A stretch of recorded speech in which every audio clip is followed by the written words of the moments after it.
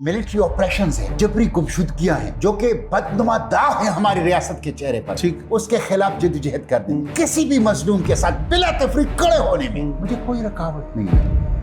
जुल्म का ऐसा निज़ाम बनाया गया है पाकिस्तान में कि यहाँ गरीब अपनी खून पसीने की कमाई अपने हाथों से ताकतवरों के जेबों में डाल रहे हैं। पाकिस्तान की अदालतें अपनी तनख्वाहों, प्रोटोकॉल, पेंशन और मराहत के लिहाज से टॉप 10 में है दुनिया, टॉप 10 में, और इंसाफ की फराहमी में 130वें नंबर पर। यहाँ सब कुछ है पाकिस्तान की अदलिया में, अदल नहीं है। को सियासत, तिजारत और सफारत से मुकम्मल तौर पर निकलना चाहिए और मुकम्मल तौर पर दिफाई, अस्करी और पेशावराना उमूर के ऊपर अपनी तवज्जो देनी चाहिए। ट्रंप पूरी दुनिया के अंदर बदनाम तरीन इंसान है। न सिर्फ आप ये कहते हैं कि मिस्टर प्रेसिडेंट मैं आपको सैल्यूट करता हूँ, बल्कि आप सैल्यूट कर भी जाते हैं, और वहाँ इर्द गिर्द जो इंटरनेशनल लीडर खड़े होते हैं वो अपने मुंह पर हाथ रखते हैं कि ये क्या हो रहा है, ये तो शर्मनाक है।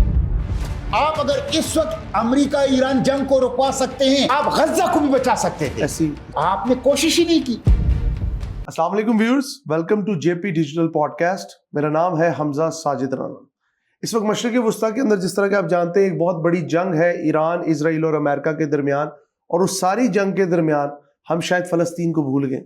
लेकिन हम फ़लस्तीन के उस छुपे हुए हीरे को किस तरह भूल सकते हैं जिसने उस वक्त फोर फ्रंट पे आकर ना सिर्फ इमदादी सामान पहुंचाने की पूरी कोशिश की, बल्कि पाकिस्तान की तरफ से पहला इंसान बना जिसने तमाम किस्म की जो सोबतें थी और जो कैदोबंद की तकलीफें थी वो बर्दाश्त की। मेरी मुराद है मुश्ताक अली खान साहब के नाम से। पहले हम इनको वेलकम करेंगे और फिर इनसे जानने की कोशिश करेंगे कि इस वक्त पाकिस्तान राइट्स मूवमेंट, जो कि इनकी पार्टी है, वो क्या प्लान ऑफ एक्शन लेके आ रही है, और साथ साथ इनसे बात करेंगे मिडिल ईस्ट की सिचुएशन के हवाले से। Sir, very warm welcome. Thank you. Sir, सबसे पहले मुझे ये बताएं कि आजकल मिजाज कैसे हैं आप? अब थोड़े बेहतर लग रहे हैं, उस वक्त तो आप काफ़ी वीक लग रहे थे जब आप इजराइल की कैद से वापस आए। हाँ, बहुत शुक्रिया हमजा साहब।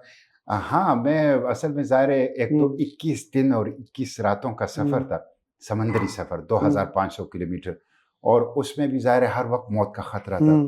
ड्रोन और क्वाडकॉप्टर, हेक्साकॉप्टर, हेलीकॉप्टर हमारे ऊपर वो होते थे। फिर सी स्टॉर्म, शदीद किस्म के समंदरी तूफान, 11 मीटर की किश्ती में आप 2500 किलोमीटर और 21 दिन और 21 रातें। फिर इजरायली जेल तो इनह्यूमन है, वो तो गैर इंसानी है, दरिंदे हैं। फिर वहाँ हमने भूख हड़ताल भी की थी, 72 घंटे हमने कुछ खाया पिया नहीं था। तो उन सारी चीज़ों ने मेरा वज़न काफ़ी कम कर दिया था। अल्हम्दुलिल्लाह मैं बीमार नहीं हुआ था और अल्लाह ने बड़ा करम किया था कि मेरी सेहत ठीक थी, लेकिन तकरीबन 10-11 केजी वज़न मेरा वो गिर चुका था। तो इस वजह से कमज़ोरी थी। अब ज़ाहिर है दोबारा तैयार हो गया हूँ और दोबारा फ्लोटेला पे जा रहा हूँ, इसलिए अपने आप को दोबारा तैयार कर लिया। इंशाल्लाह। आपकी सर पार्टी है पाकिस्तान राइट्स मूवमेंट, और हमें पता आपका जो बैकग्राउंड है वो जमीयत से है और जमात इस्लामी से है। मुझे ये बताएं, आपकी पार्टी का प्लान ऑफ एक्शन क्या है? और पाकिस्तान की जो दिगरगू हालात है, फ्रॉम डे वन हमें यही फील होता है कि हमारा मुल्क आज भी साजिशों का शिकार है। आप क्या नया देंगे इस मुल्क को जो कि पहले की 3 पार्टियां नहीं दे सकी? देखें, मैं बुनियादी तौर पर हमजा साहब एक मुज़ाहिमतकार हूँ। मैं इस्लामी जमीयत तलबा का नाज़िम आला रहा, तो उस पूरे निज़ामत आला में मैंने परवेज़ मुशर्रफ के खिलाफ मुल्कगीर तहरीक चलाई। उस वक्त परवेज़ मुशर्रफ की डिक्टेटरशिप थी, माशाअल्लाह। मैं जमात इस्लामी में आया हूँ और सूबे का अमीर रहा, तकरीबन 6 साल सेनेट ऑफ पाकिस्तान में रहा। तो आप उठा के देख लें, 6 साल सेनेट ऑफ पाकिस्तान में एक मुज़ाहिमत की कहानी है, एक मुज़ाहिमत की जिद्दीयत है। तो बुनियादी तौर पर मैं एक मुज़ाहिमतकार हूँ, जुल्म के खिलाफ, इस्तेहसाल के खिलाफ, कब्ज़गीरी के खिलाफ, मजलूम के साथ, बेकसों के साथ, दर्दमंदों के साथ, जो बेआसरा है उनके साथ, जो विक्टिम्स हैं उनके साथ खड़ा होना, ये मेरी ज़िंदगी है। और अल्हम्दुलिल्लाह बहुत गुजर गई इसमें, और जो बाकी है मेरी अल्लाह से दुआ है कि उसी में गुजर जाए। देखिए, पाकिस्तान राइट्स मूवमेंट जो है, PRM, उसके मैं अक्सर वो करता हूँ कि 3 R's, ठीक है, राइट्स, रेजिस्टेंस, रिफॉर्म, ये है इसका बुनियादी तौर पर मंशूर। राइट्स वो जो 1973 के दस्तूर ने दिए हैं, पाकिस्तानियों को दिए हैं, मिनॉरिटीज को दिए हैं, बच्चों को दिए हैं, खवातीन को दिए हैं, फेडरेटिंग यूनिट्स को दिए हैं। वो राइट्स हमें चाहिए। उस राइट्स पर एक छोटा सा ताकतवर अकलियती तबका जो अशराफिया के नाम पर बदमाशिया है, जो माफिया है, वो कब्जा कर चुका है। तो उन राइट्स की शऊर बेदार करना, आगाही देना, तालीम देना, उसके लिए लोगों को उठाना, नंबर 1। दूसरा आर जो है रेजिस्टेंस, ٹھیک ہے. وہ resistance democratic, legal, peaceful, non violent, okay. ऐसा रेजिस्टेंस कि जिसके नतीजे में वो इनकलाब पर मंतज हो, वो तब्दीली के ऊपर मंतज हो, डेमोक्रेटिक हो, आमतुन्नास को, जमहूर को, सबको साथ लेके, कोई तफरीक ना हो, कोई केडर पार्टी ना हो, कोई दर्जबंदी ना हो पार्टी में. पाकिस्तानियों की पार्टी, अकलियतों की पार्टी, खवातीन की पार्टी, बच्चों की पार्टी, जेंजी की पार्टी. तो ये रेजिस्टेंस जो पुरअमन हो, पीसफुल हो, नॉन वायलेंट हो, डेमोक्रेटिक हो, ये और लीगल दायरे के अंदर हो. और तीसरी चीज जो है वो है रिफॉर्म. पाकिस्तान को रिफॉर्म करना. आप देखें अभी ओमिर बाप चांडियो के दादा कत्ल, یہ ابھی جو वालिद साहब कत्ल हुए और चचा कत्ल हुए, 8 साल के केस चला. और दादू मॉडल क्रिमिनल कोड, यानी हमजा साहब बंदा, नाम उस कोड का क्या था? Model criminal code. मैं कहता हूँ ये हकीकत में क्रिमिनल कोड, उन्होंने मॉडल सेट कर दिया. यानी मॉडल ये सेट कर दिया और क्रिमिनल वो एक ये कर दिया कि उन तमाम लोगों को जो उसमें इन्वॉल्व थे, सबको पता था कि सरदारी निजाम है सिंध में, वडेरा शाही है सिंध में, इंसाफ और अदालत उनकी घर की लोंडी है, कानून की घर की लोंडी है. आपने उनको बरी कर दिया. वो बेचारी बच्ची जो 8 साल तक दर दर की खाक जानती रही, वो उनकी कब्रों पे जाके बिलक बिलक कर रो रही थी. बिल्कुल ऐसी. ये जुल्म का निजाम है. पाकिस्तान की अदालतें अपने तनख्वाहों, प्रोटोकॉल और पेंशन और मराहत के लिहाज से टॉप 10 में है, दुनिया की टॉप 10 में. और इंसाफ की फराहमी में, यानी जस्टिस डिलीवरी में 130वें नंबर पर है. यहां सब कुछ है. पाकिस्तान की अदलिया में अदल नहीं है, इंसाफ नहीं है. इंसाफ का दरवाजा सोने की चाबी से खुलता है. जिसके पास पैसा नहीं है, रसूख नहीं है, उसके लिए पाकिस्तान में तो जुल्म के इस निजाम को हम बदलना चाहते हैं. फिर आप देखें इस्तेहसाल. फिर आप ये देख लें कि यहां पे टैक्स का जो निजाम है, 14 किस्म के टैक्स, बिजली के बिल में, फिर गैस के बिल में, बिल्कुल ऐसी. फिर आप मोबाइल के किसी भी कार्ड में, किसी भी चीज, बच्चों के टॉफियों में, दूध में, टैक्स ही टैक्स. टैक्स कौन देता है? गरीब देता है. जिनके ऊपर रियासत को खर्च करना चाहिए था वो टैक्स दे रहे हैं. किन को दे रहे हैं? वो जिनको टैक्स देना चाहिए था, अशराफिया को, बदमाशिया को. तो यहाँ फ्लो ऑफ वेल्थ जो है हमजा साहब, फ्लो ऑफ वेल्थ, ये जुल्म का और इस्तेहसाल का वो निजाम है कि गरीबों से मालदारों की तरफ है फ्लो. बिल्कुल ऐसी. जुल्म का ऐसा निजाम बनाया गया है पाकिस्तान में कि यहां गरीब अपनी खून पसीने की कमाई अपने हाथों से ताकतवरों के जेबों में डाल रहे हैं. आप देखें पंजाब के किसान को, आप देख लें इस दफा आलू का किसान का बहुत बुरा हाल है. 24% लोगों ने उसको बाहर निकाला ही नहीं. 24% आपके जीडीपी में एग्रीकल्चर की कंट्रीब्यूशन है. आपका लेबर सेक्टर में 45% कंट्रीब्यूशन वो एग्रीकल्चर का है. उसका कोई पूछने वाला है? सबसे मजलूम तबका किसान है. खैबर पुख्तनख्वा में आप देख लें, जो आपका टोबैको ग्रोअर है, एक ही कैश क्रॉप है खैबर पुख्तनख्वा में टोबैको, वो तबाह हो चुका है. तो यहां जुल्म का निजाम है. इस इस्तेहसाल को खत्म करना है. 1% रिपब्लिक बना दिया गया है. इस्लामी जमहूरिया पाकिस्तान के बजाय अशराफिया जमहूरिया पाकिस्तान में. इस्तेहसाल के इस निजाम को खत्म करने के लिए पाकिस्तान राइट्स मूवमेंट. मुश्ताक साहब, एक छोटा सा क्वेश्चन है. आपने रिफॉर्म्स की बात की. जिस पार्टी की रिफॉर्म्स को आप लेके चले सारी जिंदगी, ऑलमोस्ट काफी टाइम, जिसमें आप नाज़िम आला भी रहे, स्टूडेंट लीडर भी रहे, मुझे एक बात बताएं, जमात इस्लामी से ऐसी क्या गलती सरजद हुई कि उसे आपने छोड़ दिया और एक नई पार्टी बनाई? हालांकि most of the things which you are discussed regarding reforms, वो तो जमात इस्लामी भी कहती है. कहाँ करती है जमात इस्लामी? अगर करती तो मैं जमात को ना छोड़ता. देखें, वो तो खैर मैं आगे बढ़ चुका हूँ, उसके ऊपर मैं बहस नहीं करता. जमात के लोगों को खुद सोचना चाहिए कि उनके मसाइल क्या हैं, उनके इश्यूज क्या हैं. मैं मीडिया में अब जमात को डिस्कस नहीं करता, वो मेरा मौजू नहीं है. उनके लीडरशिप को भी डिस्कस नहीं करता, वो मेरा मौजू नहीं है. मैं अपनी पार्टी को, अपने मंशूर को, अपने अहदाफ को, अपने मकासद को मौज़े बहस बनाता हूँ. लेकिन मैं ये कहता हूँ कि मुझे जो ये आपको कह रहा हूँ, डॉक्टर आफिया के लिए खड़े होने में, जदोजहद करने में, फ़लस्तीन के लिए खड़े होने में, जदोजहद करने में, मैंने कहा मैं दोबारा फ्लोटेला पे जा रहा हूँ.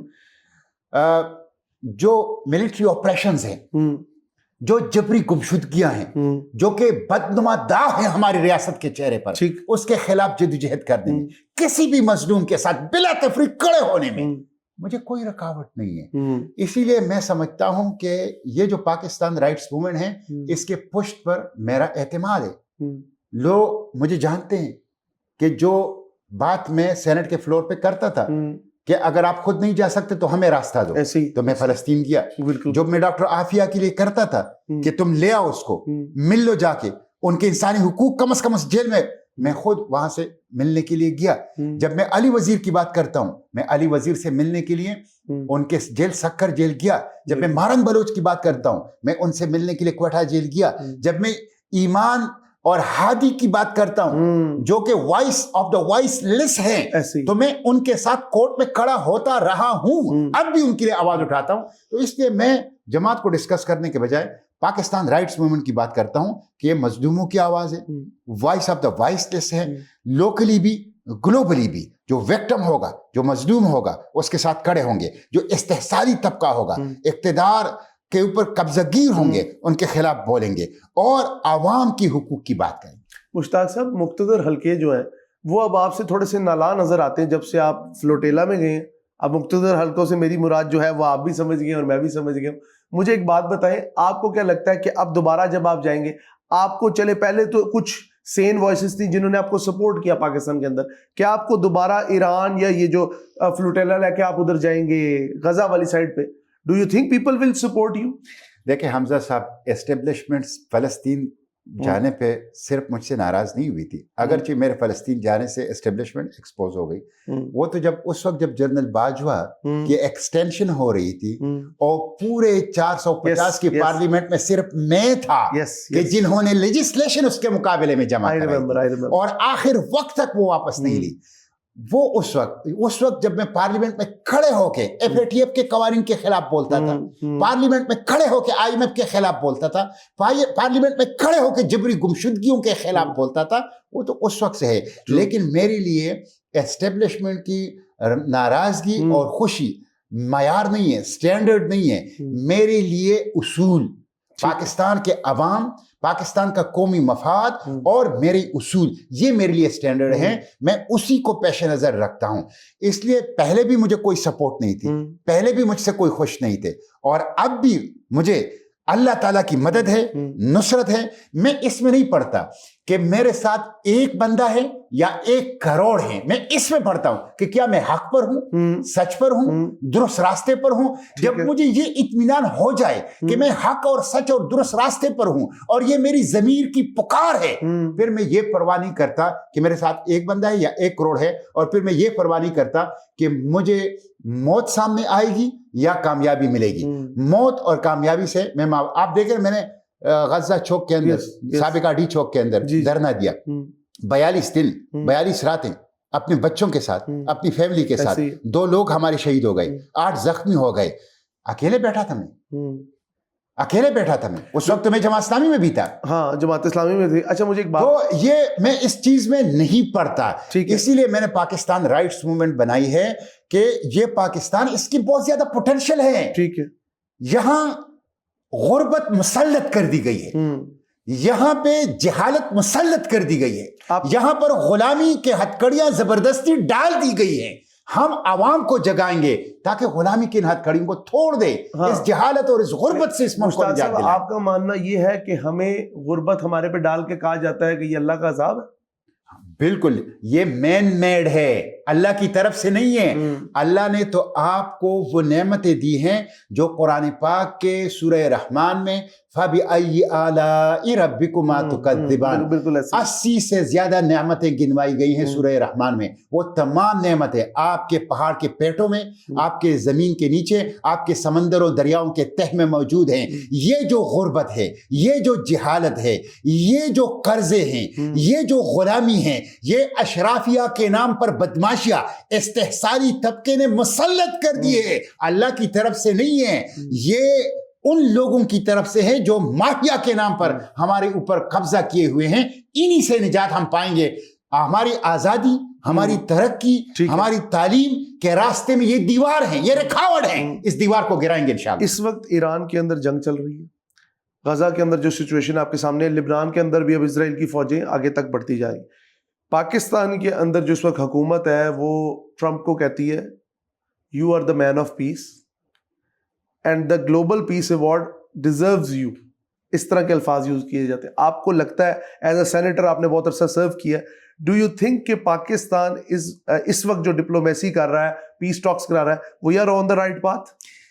دیکھیں, یہ تو ثابت ہو گیا حمزہ بھائی کہ جو پاکستان کی ڈپلومیسی تھی, غزہ پیس بورڈ یا فلسطین یا ٹرمپ کی خوشنودی کا, وہ فلاپ ہو چکا ہے, وہ ناکام. مثلا دیکھیں نا, غزہ پیس بورڈ میں شہباز شریف, ایک تو آپ کو پتہ ہے ٹرمپ پوری دنیا کے اندر بدنام ترین انسان ہے, ٹھیک ہے, اس کو آپ امن کا پیغمبر کہتے ہیں, اس کے لیے بار بار ریکمینڈ کرتے ہیں نوبیل پیس پرائز, اور پھر نہ صرف آپ یہ کہتے ہیں کہ مسٹر پریزیڈنٹ میں آپ کو سیلوٹ کرتا ہوں, بلکہ آپ سیلوٹ کر بھی جاتے ہیں, اور وہاں ارد گرد جو انٹرنیشنل لیڈر کھڑے ہوتے ہیں وہ اپنے منہ پر ہاتھ رکھتے ہیں کہ یہ کیا ہو رہا ہے.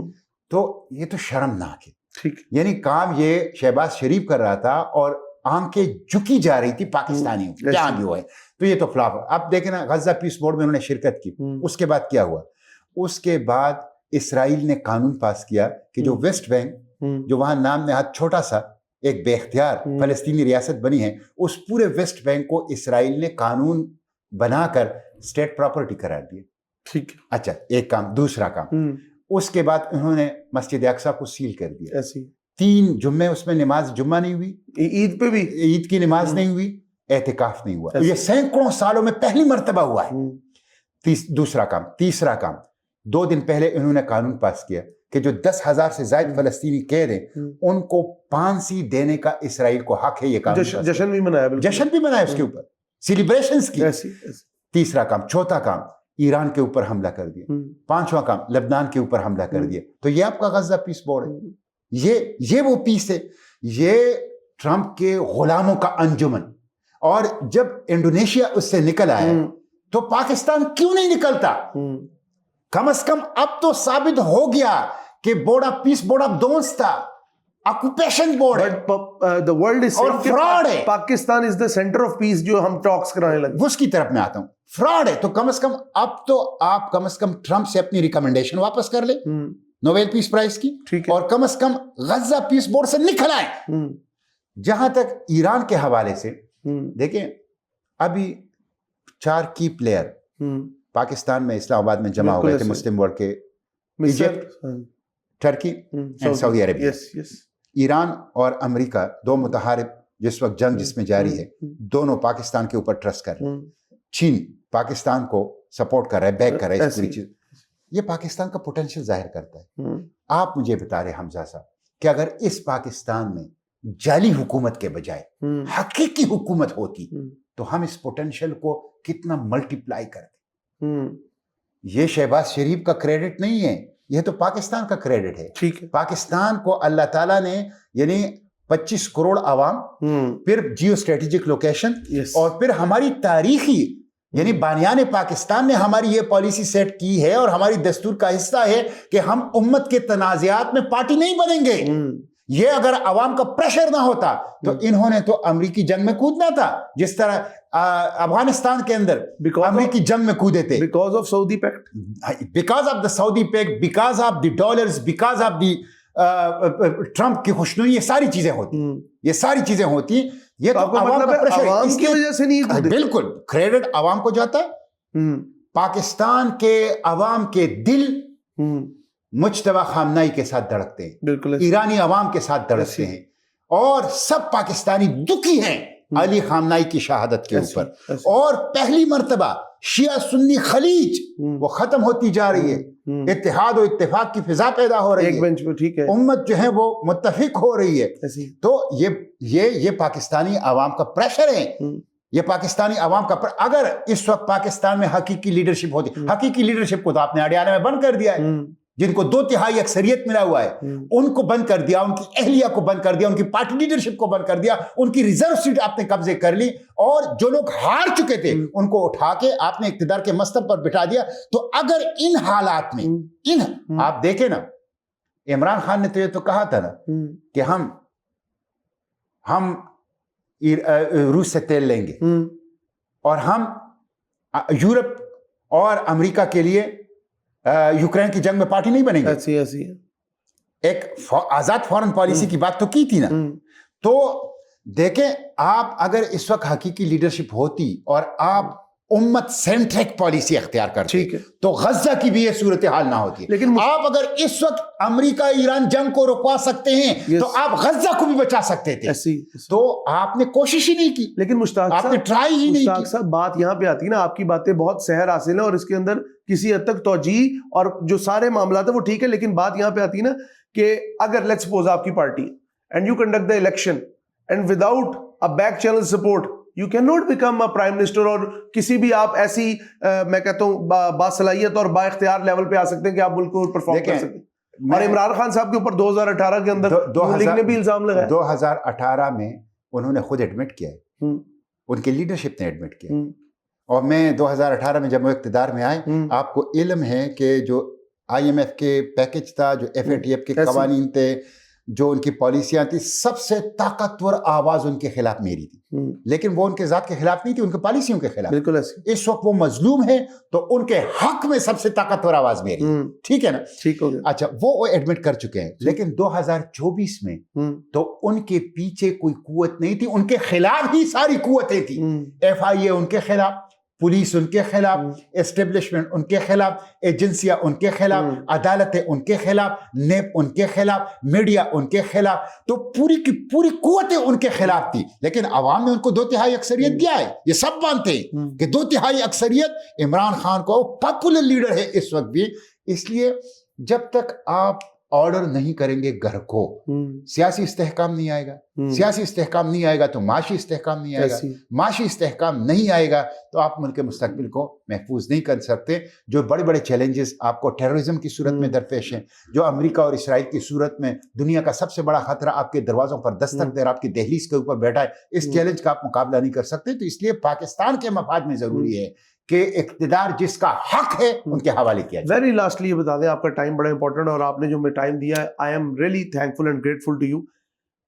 आप KPK से हैं, KPK के साथ अफगानिस्तान का बॉर्डर है। एक फितनतुल खवारिज और फितनतुल हिंदुस्तान हम सुनते आ रहे हैं, और एक बहुत बड़ी उधर एक इंसर्जेंसी दोबारा से 2009 के बाद से दोबारा एक जन्म ले रही। व्हाट डू यू थिंक, और अगर आप आते हैं गवर्नमेंट में, आपका प्लान ऑफ एक्शन क्या होगा अफगानिस्तान को लेकर प्राइमरली, और अगर ओवरऑल देखें ईरान को लेकर क्या होगा आपका प्लान? देखें, मैं तो अभी भी ये कहता हूँ ईरान के बारे में, और मेरी अपनी भी ये पॉलिसी होगी अगर मेरे पास इख्तियार होता, कि खुलकर डटकर ईरान को सपोर्ट किया जाए, तेहरान को गिरने ना दिया जाए, ईरान को गिरने ना दिया जाए। ईरान की मुजाहिमत पाकिस्तान की दिफा की IMF के होते हुए कर सकते हैं हम। बिल्कुल बिल्कुल। देखें ना, IMF, आप हमजा साहब, IMF फ्रॉड है, IMF धोखा है, IMF गुलामी की जंजीरें हैं, IMF मसले का हल नहीं है, खुद मसला है। मैं आपको बताता हूं जी। IMF ने $5 करोड़ आपको दिए हैं ना, 37 महीनों के लिए दिए हैं ना, 37 महीनों के लिए, और उसके नतीजे में गुलामी की हथकड़ियां, वो आपके बिजली की कीमतों का तायुन करता है, वो आपके यूरिया खाद की कीमत का तायुन करता है, वो आपके टैक्स की, वो उसने आपकी सॉवरेनिटी को अपने कब्जे में लिया हुआ है।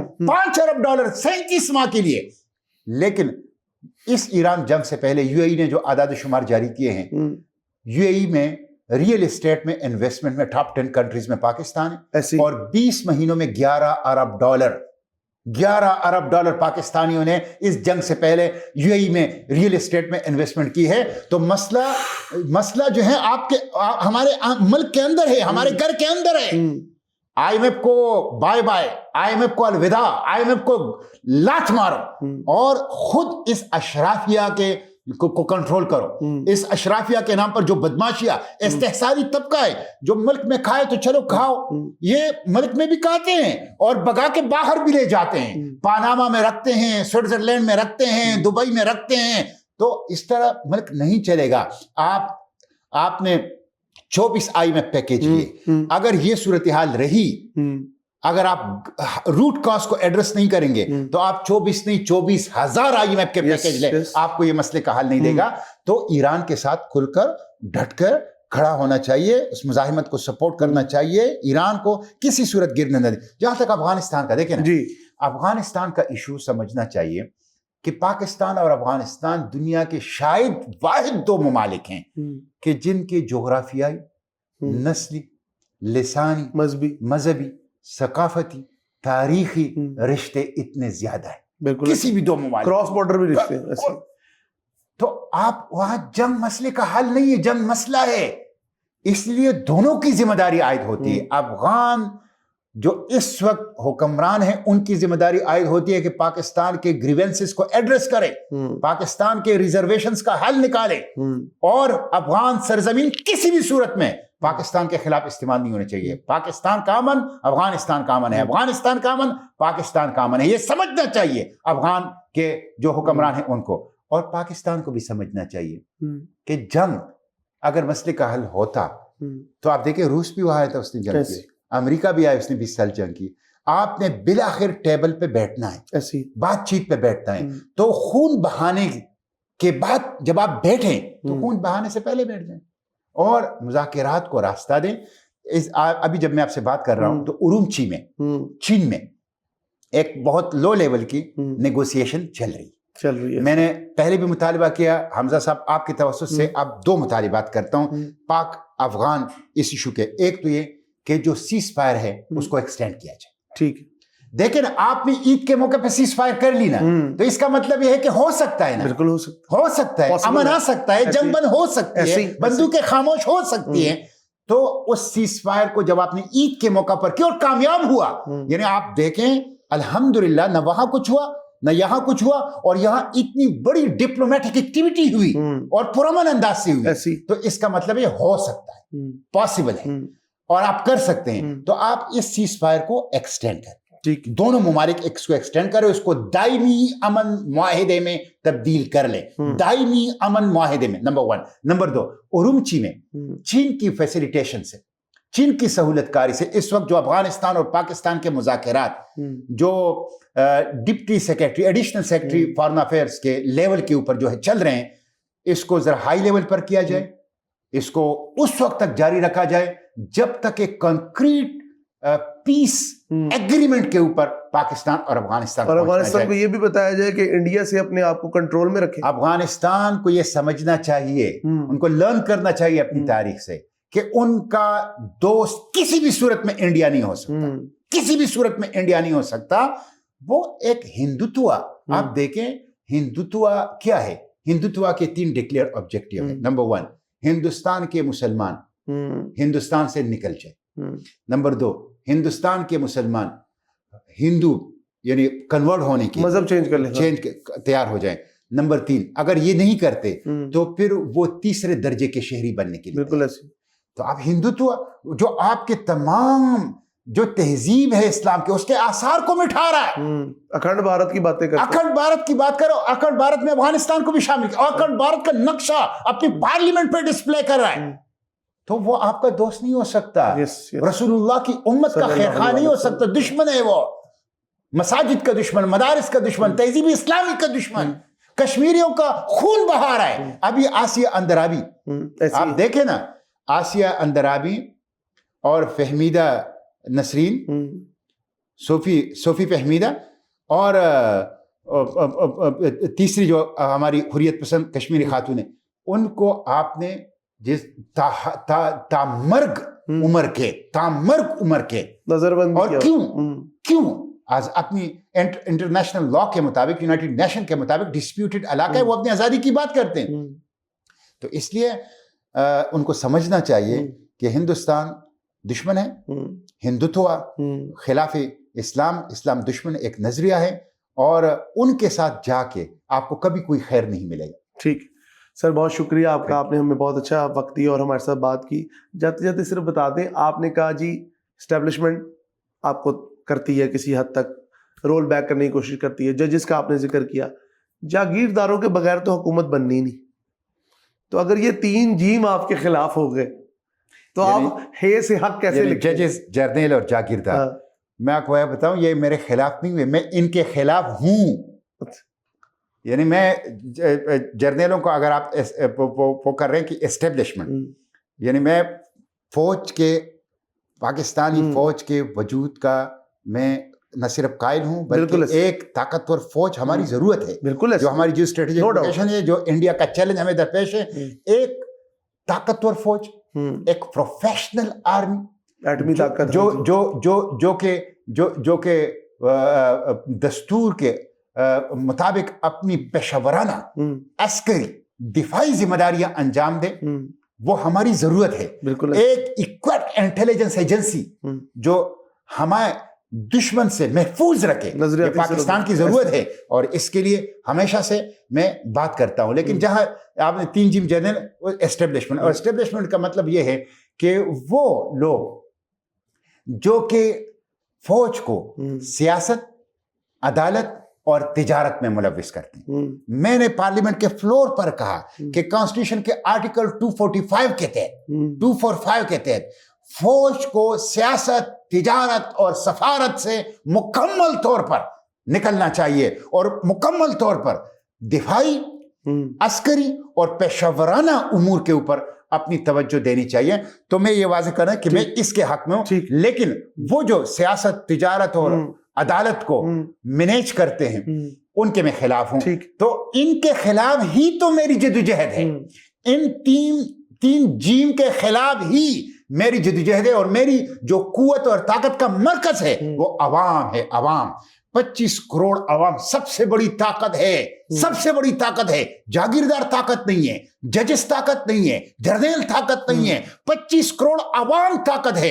ان کو شعور دو، ان کو آگہی دو، ان کو اپنی حقوق کی تعلیم دو، ان کو منظم کرو، اور ان کو ایک طاقتور، پیسفل، لیگل مزاحمت کی طرف لے آؤ، تو یہ سب سے بڑی طاقت ہے۔ انشاءاللہ سر، بہت شکریہ۔ اگین میں آپ سے بار بار کویسچن، کیونکہ آپ کی پرسنالٹی کا ایک اورا ایسا ہے کہ کویسچنز بار بار آ جاتے ہیں، لیکن بہت شکریہ آپ کا، آپ نے ہمیں وقت دیا۔ ویورز، کہنے کا مقصد یہ ہے کہ ہمارے ساتھ مشتاق احمد صاحب خان صاحب موجود تھے، جو کہ سینیٹر رہے ہیں، اور ہم نے انہیں دیکھا ہے غزہ کے اندر اور فریڈم فلوٹیلا کے اندر اور اسموتھ فلوٹیلا کے اندر بڑی انہوں نے قربانیاں دی ہیں، اسرائیل کے اندر جیل کاٹی ہے، اور سب سے بڑھ کر امت مسلمہ کے لیے ایک وہ رول ادا کرنے کی کوشش کی ہے جو پبلک آفس نہ ہوتے ہوئے بھی انہوں نے ایک جیسا کہتے ہیں نا انسان اپنا حق ادا کرتا، وہ کیا۔ ساری باتوں کا مقصد صرف یہ تھا کہ ان کی جو پارٹی کا نظریہ ہے وہ آپ کو بیان کرنا، پلان آف ایکشن دینا، اور سب سے بڑھ کر جو انہوں نے کہا کہ میں استعماری طاقتوں کے علاوہ اپنے ملک کے اندر جو پنپنے والی ڈفرینٹ قسم کی غلط قسم کی سوچ ہے، میں اس کے خلاف کام کرتا رہوں گا، کرتا آیا ہوں اور کرتا رہوں گا۔ اپنے قیمتی فیڈ بیک سے ہمیں ضرور آگاہ کریے گا، کیونکہ اس سے ہماری بہت رہنمائی ہوتی ہے۔ بہت شکریہ۔